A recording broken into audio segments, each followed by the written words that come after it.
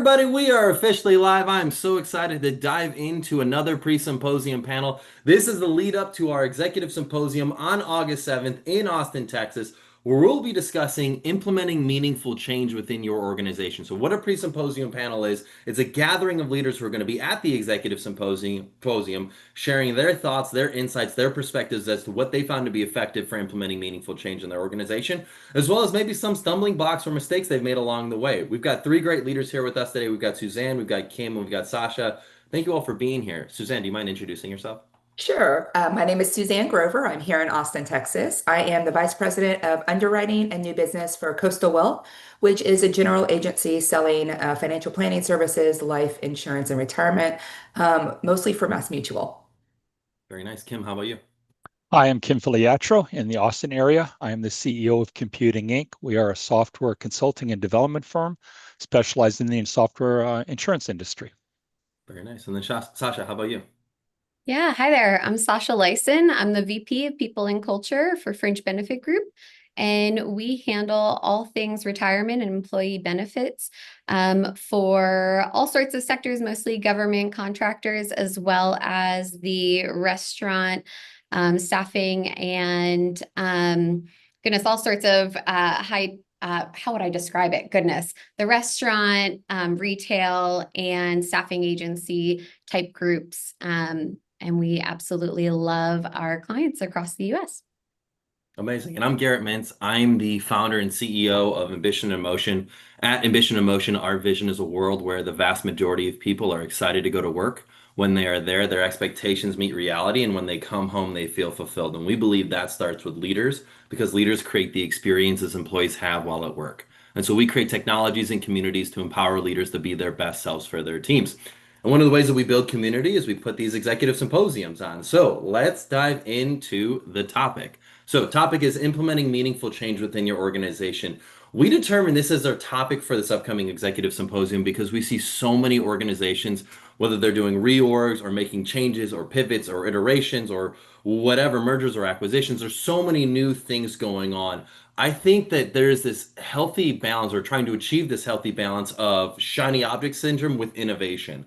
So I guess maybe the first question I'd love to kick off with is, how do you go about determining when is the right time to identify a new innovation that needs to occur within your organization? How do you go about communicating that to the team? And when do you determine is too much too much? It's we're constantly chasing, we're constantly going after the next AI thing or whatever it may be. How do you go about balancing the need for innovation with the need for respecting our people's times and giving them something consistent that they can feel like, okay, I can lean fully into this idea because I know we're sticking with it? Who wants to go first? Well, I'll start on that one first. Being a software development and consultancy firm, we are all about the shiny new thing, but there's also moderation that you have to do in that. And I think the first thing that we do as an organization is we have to delve into the process to understand it before we just determine it's AI is a great example.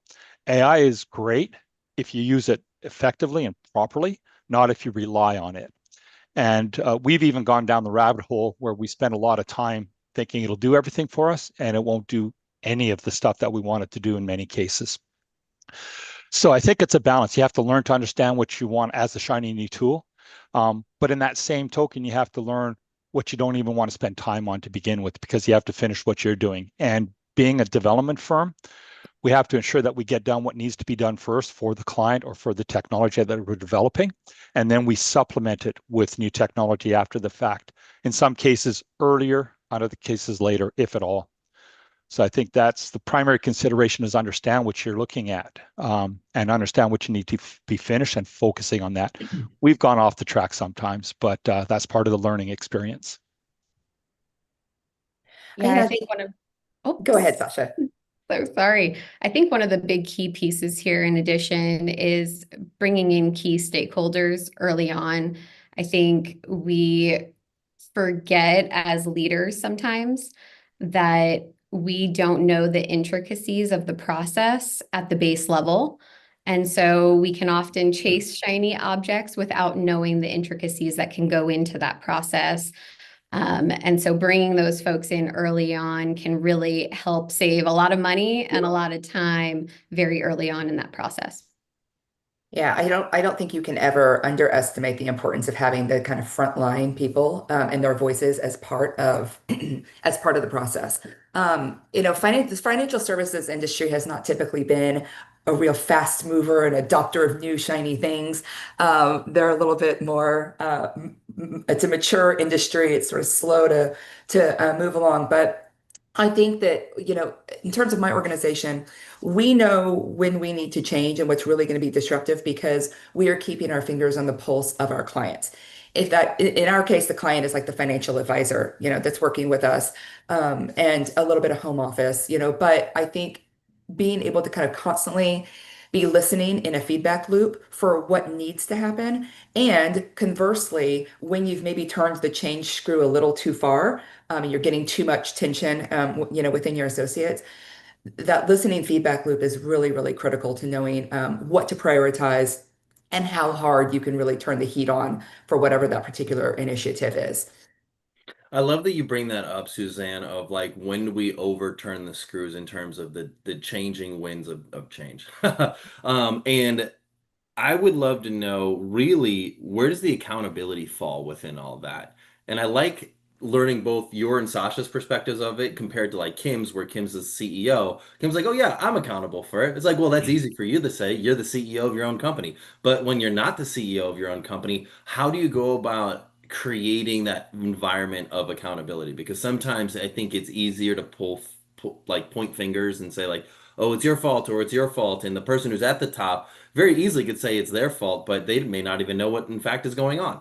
So where does the accountability lie? Because ultimately, I think to your point, if like we say, hey, we want our frontline people as part of the process, they also need to be a part of the accountability from up top for when we make mistakes, because nothing tarnishes trust faster than, we turned the screws a little too far and then we maybe laid some people off and then like no one says whoopsie daisy, we had an experiment and we do not know why they came here.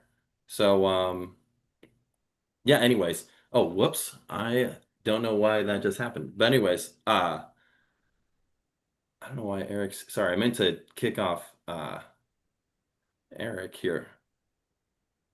Sometimes we turn the screws too much and it creates a difficult scenario. So how do you go about balancing um yeah, that accountability from the top? I think from my point of view, it's all about creating a unified approach from the executive table from the get-go, right? I think having an executive buy-in approach from day one is exceptionally important. One of the things that I have always done, specifically coming more from a startup or small to mid-sized company environment, is having a unified message, having a unified approach. We all have to be bought into what we're doing from the start. And then there's an opportunity from there to trickle down, right? If we are not bought into the same message, if we are not bought into the same approach, then who is going to take ownership when things go astray? It's not easy to take ownership at that point because there is going to be finger pointing because we weren't on the same page from the start. So I do think it's a unified ownership at that point if we are all bought in together, right? Because there is no one person if the whole team is in this together and we've all been bought into the same approach. Whereas if it's just one person going astray and kind of pulling strings on their own accord and their team is running, then we're looking at something a little bit different at that point. My approach is going to be a little different coming from smaller organizations where the Mass Mutual is going to be a little bit different for Suzanne. For sure. Kim, how about you? Yeah, I've been consulting to large enterprise organizations, IBM customers, IBM themselves, the P&Cs around the world. So I deal with the large organizations a lot, and trying to get buy-in from them, I find very difficult. They bring us in for expertise and specialty. We're able to help them resolve projects. We get called in when things are failing. and we're able to do small pieces. But when we see the bigger picture and understand what they're trying to accomplish, trying to get buy-in from them, I find is a very difficult thing to do. And it's one of those things where you have to prove it. I have no problem with that. But we have to invest our technology, our time, bring in stuff on their behalf before they can actually see some advantages to it. And it's one of those things where everybody says time and money, time is money, but we don't have the time to do things that will save money, or we don't have the decision power.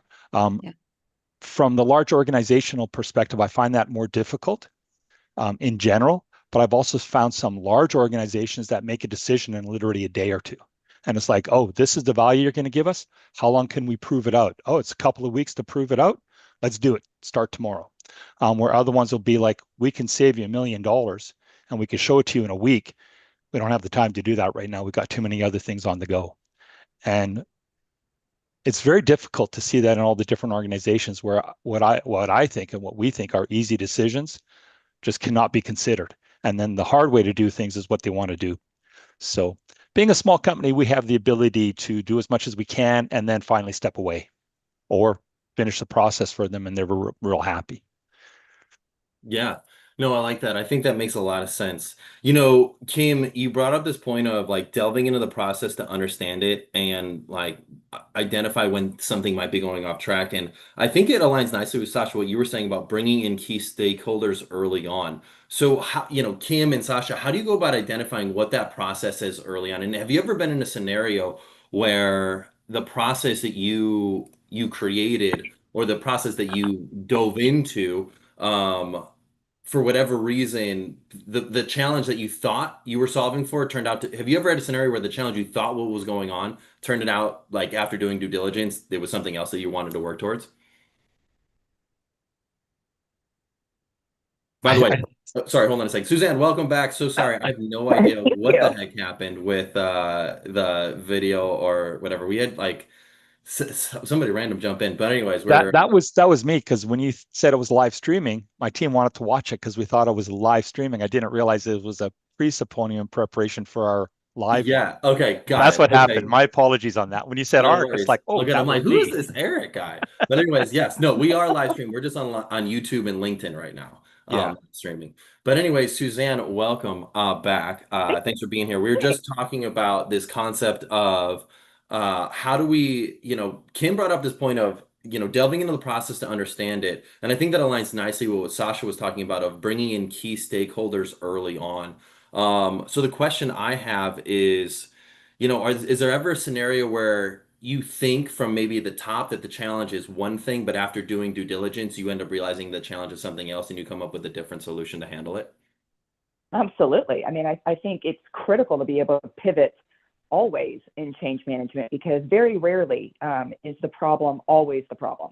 Either, you know, the problem is a couple layers deeper. It could be, you know, a problem that was caused by something else that has an entirely different solution. I think you have to, you know, to Sasha's point about bringing in the stakeholders, that's a really good way to uncover it. But as you start peeling back the onion on some of these really, you know, complex issues in our organizations, I think it's more often than not, we find that we end up having to pivot to a different plan, right? And it's that's constant checking and adjusting part of the problem-solving cycle that a lot of organizations unfortunately sort of miss. You know, they kind of check the box like, okay, we fixed that, but they didn't fix whatever the systemic foundational problem was, and that just causes more disruption than it should have to begin with. So I think, you know, making sure we're checking and adjusting and checking to make sure that when we solve something, we didn't accidentally cause another problem down the road is really, really critical. We have had experiences. I can think of one specific one that I won't mention who they were, but we made changes to the technology we used to store our source code 3 times in 2 years. And each time it was changed, we lost 2 to 3 months worth of development time. And they had a project that was supposed to go live. And in the middle of the development process, and at the end of that development process, and then after that development process, we made changes. It's one of those things where you don't think about what the impact is of that process, because changing our source code tool had nothing to do with the project and implementing the needs of the organization. And so when it gets approved and pushed through against our recommendation not to do so because of the impact, that's completely outside the box and detrimental to a process. But this has happened not on every project, thankfully, but on far more projects than you would expect it to happen on. I had a leader that used to say, every time we had a meeting, what are the unintentional impacts of this decision? And it was so helpful in kind of thinking through, okay, well, this will fix this immediate problem or this thing upstream, but what are the downstream impacts? Because, you know, that's part of change management and controlling the amount of change humans can tolerate at any given time. You know, we're always seeking to find a solution that solves as much of the impact as possible, but if you're not thinking about the unintentional changes you're making, you could really miss the mark. That's so funny. I just think that, Suzanne, when you say that, the first thing I think about is, you ever see those drug commercials when they're like, side effects include X, Y, Z, A, B, C, D, E, F, G, and you're like, wow, okay, cool. I had mild to severe eczema, but my goodness, I did not realize I was at risk to heart attack, losing my hair, never being able to sleep again, and now being allergic to penicillin. So you know what? I will deal with the mild to severe eczema. That's the thing that I think of first. I don't Oh, know. yeah. I think, Suzanne, kind of on that, from an HR perspective, I bring that up pretty frequently when we're in those conversations with our leadership team, having the conversation of what is the impact on the team, because we frequently talk about the impact to our process. You know, we talk ad nauseum about, hey, we've got to bring in these key stakeholders, our frontline employees from the start, who are the folks who know our process intimately, so that they can kind of help troubleshoot what are the downstream effects of the changes we're talking about here. But I also kind of like to bring up, are there gaps in our skill set? You know, are there things that we're trying to achieve here that we also don't have humans who know how to do this? Do we need to bring in consultants? Do we need to bring in outside help? Do we need to bring in a Kim? Do we need to bring in a Kim that can kind of help us navigate this? Because we may, especially coming from the insurance world, right? Similar to you, Suzanne, we don't necessarily always move super quickly on the newest, most innovative thing. And so we can be a little bit slower at that sometimes. And so sometimes we have to have some outside help, or we need to hire somebody new that can help us navigate that. So also looking at those skill gaps are going to be really important. You bring up such a good point, Sacha, in that it's not just how do you change management around processes, but how, you know, the people component is the heavier of those two components, right? And so much of that is not just bringing them in early, but continually messaging to them why we are doing this with as much transparency as possible, you know, with as much empathy as possible, with as much recognition that this is uncomfortable as possible, because the messaging, you could do all the right things to change the processes, the products, whatever it is that you need to change. But if you don't have, you know, the downstream teams bought in, it will not matter. I mean, the best solutions can be executed really poorly, and if they're you know, because if they're messaged poorly, it's not going to get done. I agree wholeheartedly. I think you said one of the words that came to mind when we were talking about doing this pre-symposium. The word why comes up so frequently in the HR world. I have leaders pop in all the time for the last 15 years, especially the last 10, being like, why does my team always come in my office and ask me why? You know, we kind of view it almost like parents, like when our kids are like, but why do I have to do that? And as parents, we're like, because I said so. That doesn't work in the career world. The because I said so isn't a great leadership answer. And it's probably the one thing in the HR world that grinds my gears a little bit. And so I'm always having to tell my leadership teams, whether it's as a consultant or you know, sitting in my office, that the why is so important to team members on a day-to-day basis, regardless of what the change or the motion that we're trying to create is. The why is important. The why gives them the oomph in their step to do the work that we're asking them to do. The why creates the buy-in. The why creates engagement. The why is just so much more important than we think it is. So Suzanne, I love that you brought the why up. I'm Yeah, glad that you it's about. oh, yeah, go ahead, Suzanne. No, I was just saying, agreeing that like it's about the trust. Trust, leading with trust is so much more impactful than leading with fear or this kind of authoritarian because I said so thing. Yep. The power of why is so interesting, and I don't mean to put on my devil's advocate ears here, but something that just comes to mind that I'm thinking about here is, Sasha, you brought up this concept of like, where are the skill gaps? When do we need to go outside?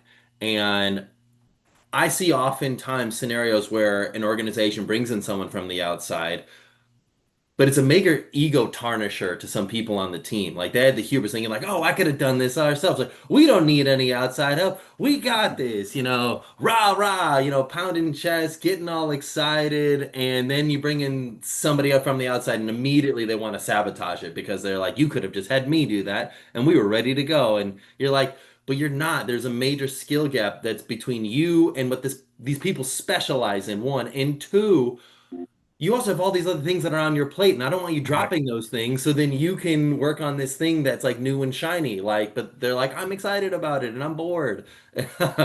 So the question is when you have a why, but the team disagrees with said why, is there a way to overcome that maybe disagreement? Does that question make sense?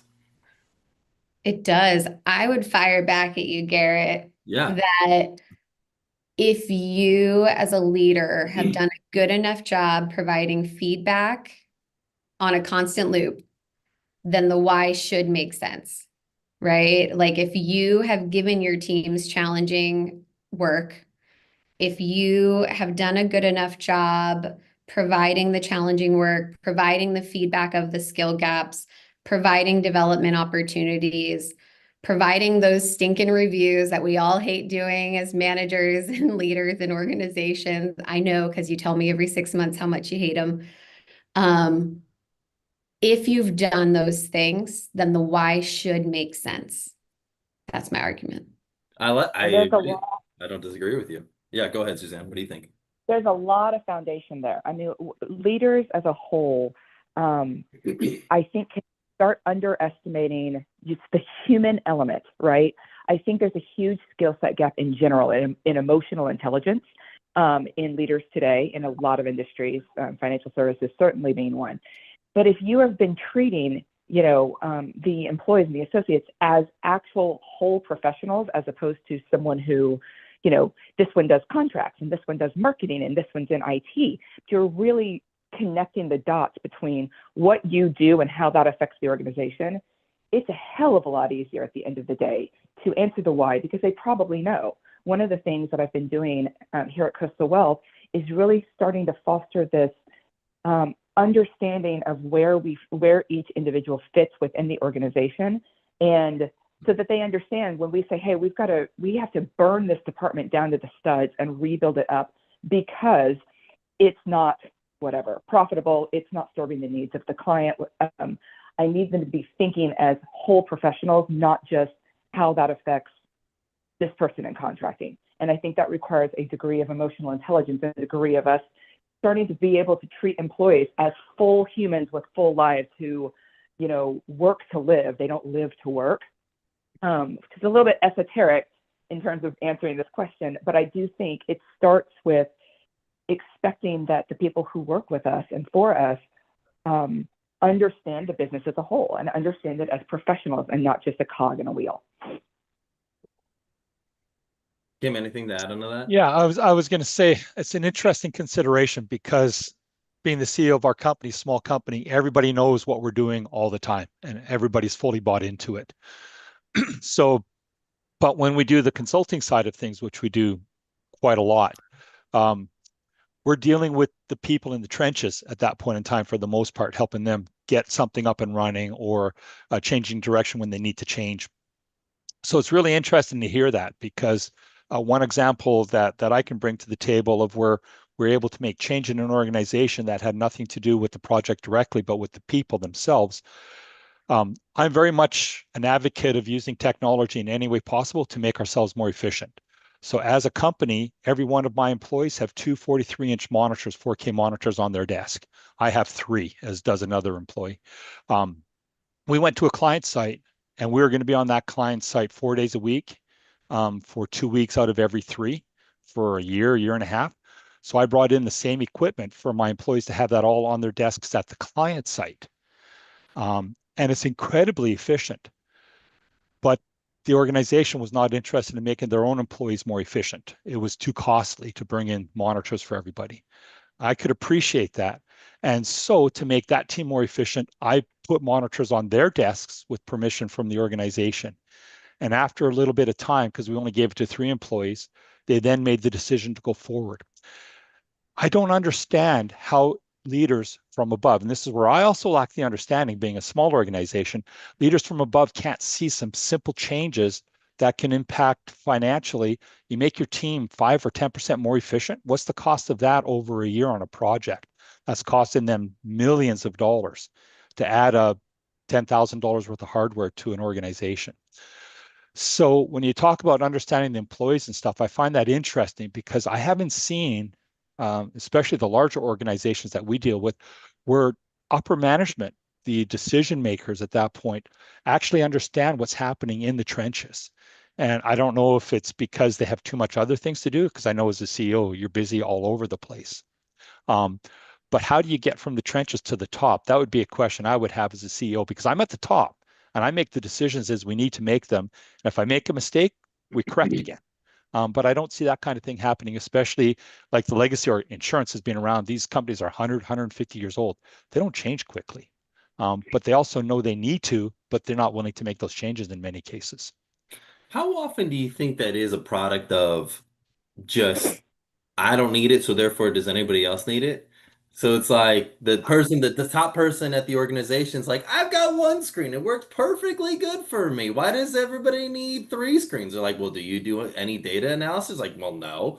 Well, yeah, that's why you don't need 3 screens. You need one screen to check your emails, and that's it. And like someone who's doing some extensive data analysis needs to see it over here, and over here. But it's I think hard for that's a them lot. to fathom. Like, I don't know. How much do you think of it is like I guess the lack of empathy effect? It works for me, so it should work for you. I mean, you see that a lot, I believe. And then when we showed it to them, like, okay, we're going to give it to your team members, a couple of 3 of your team members, and then they can give you the feedback. Then you get change. But until somebody's willing to do that, so we put our money in place for this project versus the client's money because we're giving them our equipment. They weren't ready to do that change, even though they can see how productive we were. It's like if you go into Wall Street, financial companies on Wall Street, they all run 3, 4, 5 monitors on their desks. It's efficiency because you're looking at all those numbers flying across and you have to make decisions. If you were working on a 15-inch laptop screen, you would not be able to do your job. Everybody knows that. I don't think it's any different. And this is just one example of where I see reasonable decisions not being made that should impact an organization positively, not just for money, but also for the betterment of their employees. They actually made, because everybody wanted them after the fact. And the organization said, you have to work your way onto that project to get one of those screens, and then we'll give you one.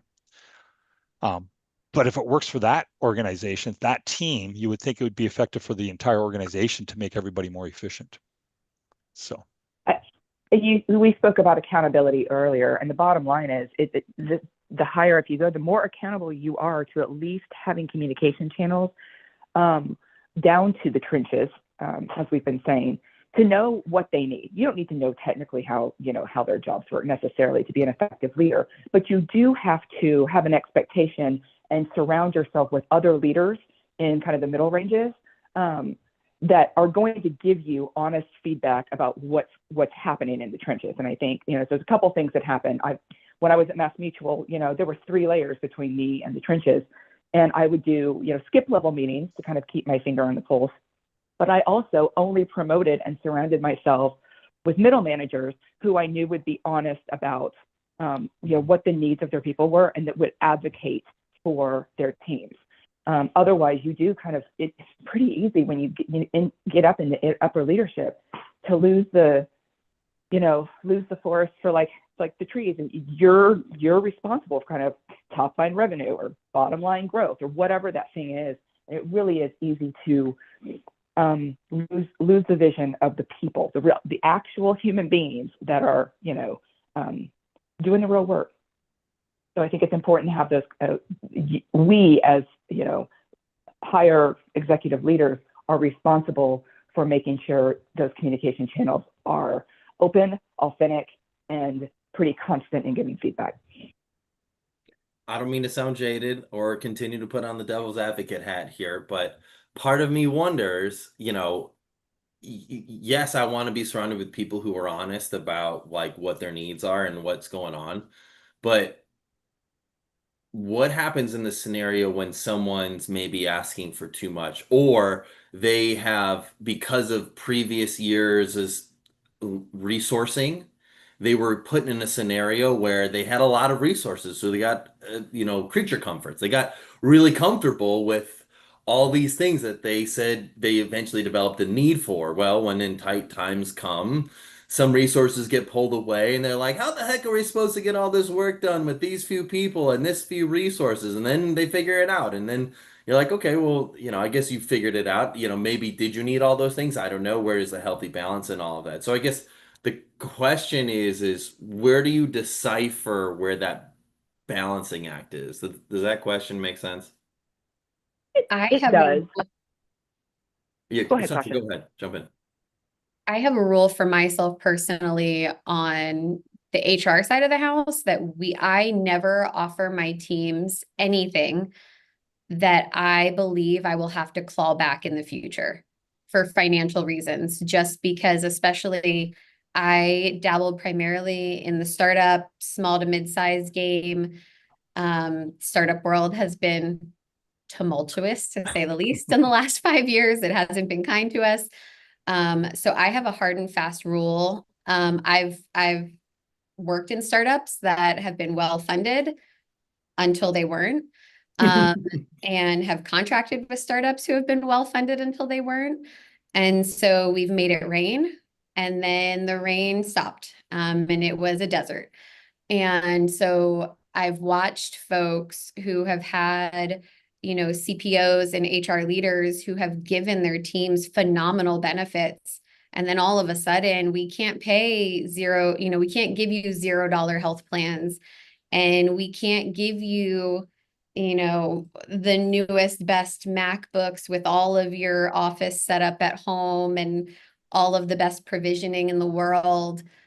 And then we have to claw it all back. And so I have a hard and fast rule in every organization that I join or I contract and consult with, that we don't ever give our team members something that doesn't have a 5-year shelf life.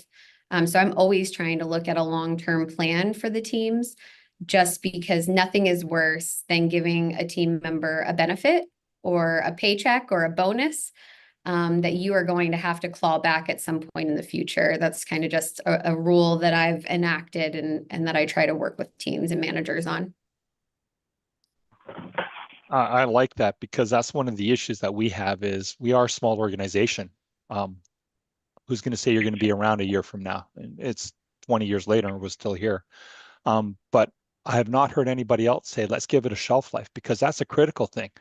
Buying the monitors, I'm still using the same monitors from 7 years ago. So they have a long shelf life. The recovery or the payback on those might have only been a year, but I wasn't looking at for a year and buying new monitors every year. So having an idea of a shelf life for, be it a product, be it a person, be it the technology you're bringing in-house, I had not thought about it that way before. That is a great perspective. And I'm actually going to use it now. I wrote it down. Yeah, I just want to make sure, right, that the folks that I'm hiring 2 years from now, can I also buy them 3 really amazing monitors, right? Can I set these folks up long term? Can everybody have the same setup that I'm going to do for my folks today? Mm-hmm. I always want to make sure that this is a benefit I can offer for the foreseeable future. So, Suzanne, anything to add to that? No, I think it's a fantastic idea. I'm kind of marinating on how I can use that. Yeah, no, I mean, I will say, always just putting crazy ideas out there. Sometimes we can't predict the future. Like maybe we look at a scenario and we're like, okay, we have an experiment that we like to run. We think that our business could grow in this one business unit over here. We'll create a tiger team or whatever experimental team we want to call it. We're going to give you a year to show us that you can stand this up, get the revenue where it needs to be, get our costs down to under this. And if you can hit these numbers by the end of the year, huzzah, you're going to be able to lead this entire department, this entire initiative moving forward. If you're not, we might have to move in a separate direction. And I don't know. I think that at least as long as you're communicating up front the ramifications of the experiment, it's okay if this thing that you created, these resources you created is temporary, as long as they know that there's a chance it could like and you might think, oh, why would anybody take on a role like that? It's like, well, if this represents an opportunity to have maybe a skip level of like professional growth and advancement that you would not have been able to get in your current role, yeah, you might say, okay, this is a year in experimental role. By the end of the year, I might be unemployed. By the end of the year, I might be firmly established as the SVP of this new department. And on the current track, I wouldn't have been SVP for another 5, 10 years. So now I've been able to put myself in a really good position to achieve that. So that's why someone might take it. But I do think that would be an example of here's resourcing that might be temporary, could be permanent, but we're running an experiment to see what goes on. I just think it's critical we communicate up front. Well, I think it's also critical we communicate on the back, because how many times have we done pilots, right? I don't even like the word pilot, because so many times we do a pilot project, a pilot process, a pilot team, and it sort of, for whatever reason, doesn't work out, but it was a pilot, or it changes significantly. And it just sort of disappears into the nether, right? And what I'm trying to foster here at Coastal Wealth is let's just celebrate the pilots that don't work, because why didn't they work, right? And what kind of learnings did we have after it? I think that a lot of times these things sort of flame out for whatever reason, and nobody actually knows what the results were or why it didn't work. It was just one more thing they had to change about their, day-to-day work. And we get a lot of rolling eyes when we talk about pilots, particularly in the larger organizations I've worked with. But being able to communicate on the back end, this pilot worked, so we're expanding it. This pilot got changed significantly because of XYZ factors, or this pilot was an absolute disaster. Here's what we learned from it. Let's just celebrate that that's what we learned and keep it moving. I think that's really, really important, particularly to the front lines, because they just never see it again. They just know that for 3 months they had to hit this button instead of that button, or add extra work, and that's a really frustrating experience, I think, for associates. In the software industry, I think we have an advantage on this one because we tend to always do, maybe not always, but most of the time do postmortems after each phase of a project, and that's a common thing to do. What worked, what didn't work, what do we need to change, especially during the project. At the end of the project, we always do it to try to summarize the entire project over its life, not just over the previous phase. So we at least have had that expectations, and we call them proof of concept. So pilot, same consideration. And we always follow up with the customer to try to get their feedback from the process. They don't always want to, but it's just part of a process. It is critical, though. Absolutely.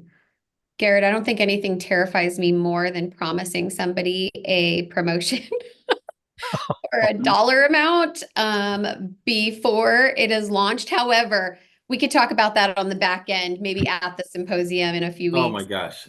I love that you bring that up. Well, my heart had palpitations when you said that, but that's okay. That's another story for another day. It happens all the time, or even worse, when you have a boss who's like playing Succession, where they're like, I would never promote this person to this role. You're the only person for the position. And then like 3 months later, the person they said would never be promoted to the position gets the role. And you're like, really? Wow. You talked all this trash about this person you would never promote. Then you proceeded not to promote me into the role, which means you must think I'm lower than the trash description you gave for this person 3 months ago. The Uh-huh. dangling carrot. Everybody loves the good dangling carrot. It's everyone's favorite. That's Mhm. horrible. Yeah, no. Well, okay, I do want to ask one last question here because Sasha, you brought this up before, and I want to bring it back. And the thing you brought up was this concept of, and I'm paraphrasing, but leadership hygiene. Like if you practice good leadership hygiene, doing reviews, giving feedback, just I consider it kind of like eating a good diet, cleaning yourself, like working out regularly. Leadership hygiene is part of it. If you're a leader and you're thinking to yourself like, "Ruh-roh, I have not been practicing these things." Is there any tips or suggestions you have for leaders that are now like, "Oh, snap, I see some potentially murky news coming down the pipe.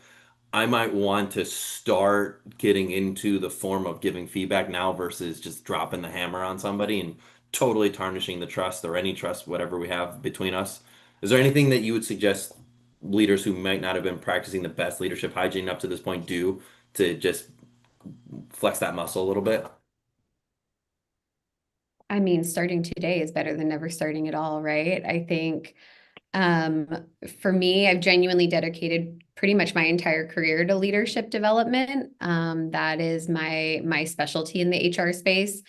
And so for me personally, I think finding a coach, finding your HR department, finding the leader in your company that you look up to, that you see that seems to be doing it right. I tell folks all the time that finding that one person to shadow, right? Who's the one that you see that's doing it well? Talk to them. Everybody loves a good ego stroke. Find the person that's doing it well and chat with them. But really, it really is all about just a few things. Connection, build a connection with folks. Even if it's just about asking about the new puppy, asking about the vacation, those little things matter. Folks just want to, your teammates, your team members, they just want to know that you care, that you have a genuine connection with them. The second one is just giving timely feedback. If you are waiting for the 6-month mark to give them a review to tell them that they have things to work on or that they have things they're doing really well, you're doing it wrong. So giving timely feedback in the moment. And then also just remember that feedback and coaching, I always reword it. Feedback is everything is a teachable moment. So, we talk about progressive discipline or the corrective action process in the HR world. Forget those names. All those words mean actually nothing. Everything is a teachable moment. They're all documented because if it's not documented, it didn't happen. But everything is a teachable moment. And if we are properly teaching people how to improve their performance, as long as they want to improve, everything will be fine. Like they should be on the straight and narrow if they want to improve. So it's kind of my tidbits for you. James, Susan, I Suzanne, think, can you add to that? Yeah. yeah, hygiene. I think another thing, particularly in financial services, but again, across many industries, we do not have enough humble leaders. And so if you need to work on your leadership hygiene or any aspect of it, you have to be humble enough to go get that feedback and really, sit in that feedback. We always say feedback is a gift, and sometimes we're saying it, out the side of our mouth. But I think being humble enough to go seek feedback on what you could be doing better, from not only, upwards, peers, and downwards. Like 360, you should be asking those hard questions of the people in your life that you've identified as mirrors. And then I'm a very, very transparent leader. So I will say, listen, I constantly am going to be asking you guys for feedback because I think I need to do this better. I'm working on this particular skill set. And I hope that that in time will prompt, my downstream leaders and even frontline associates to really think through it and want feedback as a gift as well. But I think in terms of leadership hygiene, especially if you don't feel like you've been practicing it at the level you should be, you have to be humble enough to let people know that you're doing that, and that you're going to be taking their feedback humbly and seriously. So I'll answer that with a very different question just because we're a very different organization. We're very flat. I'm very transparent to my teams. and they're very direct to me. So yeah, we have 6-month reviews that are nothing more than a formal, let's make notes of what we've been talking about for the past 6 months. I don't have the luxury of being embedded in the leadership organization as most of the organizations we work at, where they're in a consulting capacity. So I get to see what I think is failing. So I can say I'm very much still a youngling when it comes to learning the leadership piece. I've tried to learn along the way, learned a lot through error and correction. And there's a lot more I can learn all the time, but I don't have an organizational structure to reach out to directly and work with them on a regular basis, or be in bed with them, or shadow with them, or have them shadow me. So I always feel like I'm lacking. So when it comes to even this call, it's like I even told Garrett, I don't know if I'm the right person, because we're so different in regards to the bigger organizations with big leadership structures. So